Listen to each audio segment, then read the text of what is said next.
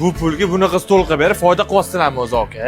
Voy dod joningdan mana shunaqa tandirda pishgan shashidan yeb ko'rganmisizlar? Betga kelishinglar bilan eski shahar atmosferasi qarshi oladi. Qadimgi atmosferaligina modibotda kelganinglarda shunaqa cho'g'lidan solib berishsa-yu, oyoqni issiq qilib maza qilib o'rtoqlar bilan o'tirmaysizmi? Kamiga betda 110 mingdan tushadigan 10 kishilik set tuzishibdi. Buning ichiga 4 ta non, 4 ta sho'rdani, 2 ta achchuch, 2 ta sezar salat, 2 ta frukt assorti, 2 ta deserti, 2 ta choy, 2 ta napitka va 2 ta shunaqa idishda shashlik assortisi bo'ladi. Hammasi o'zimizning mesning go'shti ekan. Yosh qo'zini go'shtidan tortib barbekyu sazanigacha ham bor. Xohlasanglar 2 ta idishli shashlik assortining o'rniga 10 ta katta 400 grammli tandir shashligiga alishtirsanglar ham bo'ladi. Yo'q, bizga kamchilikmiz desanglar 5 kishilikni ham qilib berishadi. Narxi o'sha, atigi 110 mingdan tushadi. Xullas, ulfatli, oilaviy yoki gap joyxona o'tkazishga har tomonlama zo'r joy ekan. Videoni yo'qotib qo'ymaslik uchun bitta like emasdan yaqinlarni hammasiga yuborib qo'ying. Mazil bitonga kelesmosdan zamona to'yxonaga qarab yurganda o'ng qo'lda. Bularning yana Sergelida ham filialligisi bor ekan.